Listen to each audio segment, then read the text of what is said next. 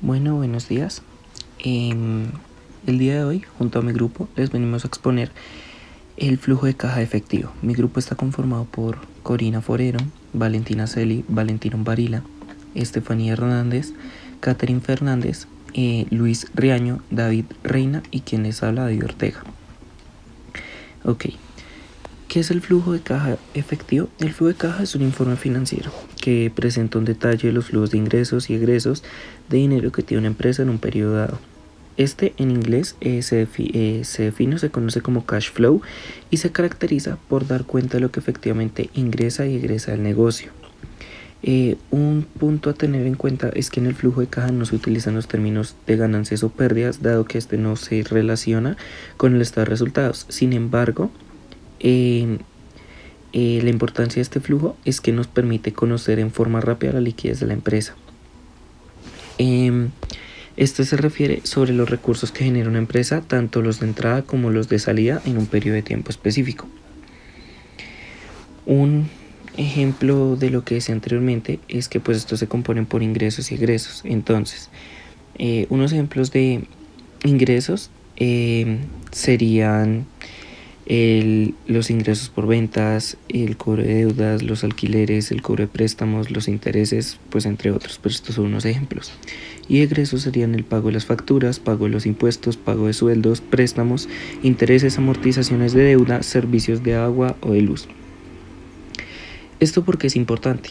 Porque la diferencia entre los ingresos y los egresos se conoce como saldo o flujo neto. Si el saldo es positivo, significa que los ingresos del periodo fueron mayores a los egresos. Si es negativo, significa que los egresos fueron mayores a los ingresos. Para los tipos de flujo de caja tenemos en primer el flujo de caja operativo, que es la cantidad de dinero en efectivo que entra y sale de la empresa pues mediante operaciones relacionadas con su actividad de negocio. En esto tenemos los ingresos y los gastos. Pues en los ingresos tenemos que es el medio por el que reciben la remuneración por servicios, ventas y préstamos a otras entidades o a los clientes. Y los gastos, que pues son la manera de pago de materiales, mercancía, nóminas y proveedores. En segundo lugar tenemos el flujo de caja de inversión, pues que es la cantidad de dinero ingresada o gastada según pues las inversiones que la empresa realice. Se da pues generalmente pues en los productos financieros que se pueden convertir en liquidez y en remuneración, como en la compra de muebles, de inmuebles, y pues que sean tangibles o intangibles, y poseen diferencia entre las entradas y las salidas del efectivo en las inversiones. Y por último tenemos el tipo de flujo de caja financiero, que se encarga de los movimientos en efectivo de las inversiones financieras de la empresa, pues relacionadas principalmente con su actividad, como por ejemplo el pago de los créditos pues, a los bancos, y también del efectivo recibido de las emisiones de las acciones. ¿Cómo calcular el flujo de caja? El flujo de caja se calcula mediante un método básico o una fórmula que utilizan la mayoría de las empresas, que es beneficios netos más amortizaciones, más provisiones, más cuentas por pagar, menos cuentas por cobrar. Hay que tener en cuenta que este método no muestra el patrimonio como tal, sino el efectivo inmediato, o sea, los ingresos y egresos de la empresa.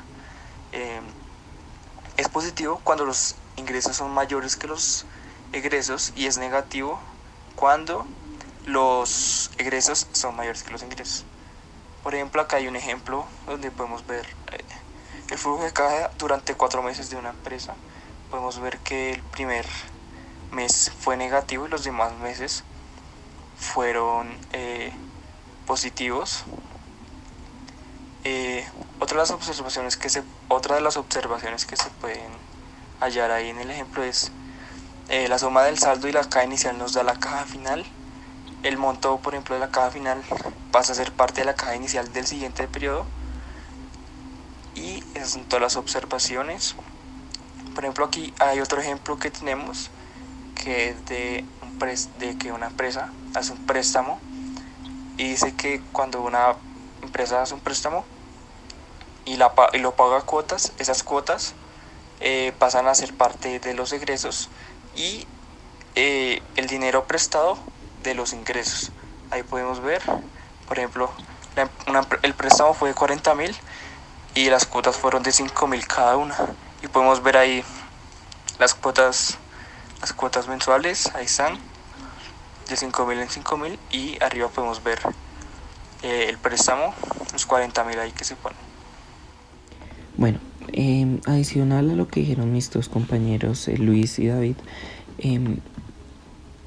la importancia del flujo de caja radica en que este permite conocer cómo se obtiene y se usa el efectivo y cuál es el efectivo disponible al final del periodo. Entonces, este nos permite determinar cuánto se gastará en mercancía, fijar si es necesario reducir los gastos y los costos, determinar si es posible comprar de contado o es necesario pedir un préstamo, establecer si es necesario cobrar a contado o se puede otorgar un crédito cuando hay un excedente en el efectivo, determinar si es posible pagar las deudas a su fecha de vencimiento o se necesita un nuevo financiamiento, precisar si se tiene el suficiente efectivo para invertirlo en nuevas adquisiciones y por último fijar si es necesario aumentar el efectivo disponible, ejemplo para realizar nuevas inversiones. Entre los objetivos del flujo de caja tenemos que proporcionar información oportuna para la toma de decisiones, brindar información sobre las actividades en las que se ha gastado el efectivo y reportar los flujos de caja para hacer proyecciones. Tenemos también tomar decisiones para las prontas inversiones, presentar la información de forma clara y comprensible para que no hayan inconvenientes a la hora de presentar los estados financieros y el PIG. Ordenar las actividades en un determinado tiempo, por orden cronológico es más fácil saber cuándo se hicieron los movimientos de la caja y poder determinar si hubo un error o no. La obtención de créditos, ya que prevé un ajuste de cuentas, y por último determinar la capacidad de la empresa para responder por las obligaciones con terceros y accionistas, debido a que sabiendo si tenemos liquidez o no podemos respaldar o no una deuda y de ese modo prevenir alguna pérdida innecesaria. Y ya para finalizar con nuestra intervención, entonces aquí les traemos como un ejemplo de por meses. Entonces tenemos al costado izquierdo los ingresos, el total de los mismos, los egresos, el saldo, la caja inicial y la caja final. Entonces, aquí qué es lo importante. Entonces, en enero acomodamos los ingresos, sacamos el total.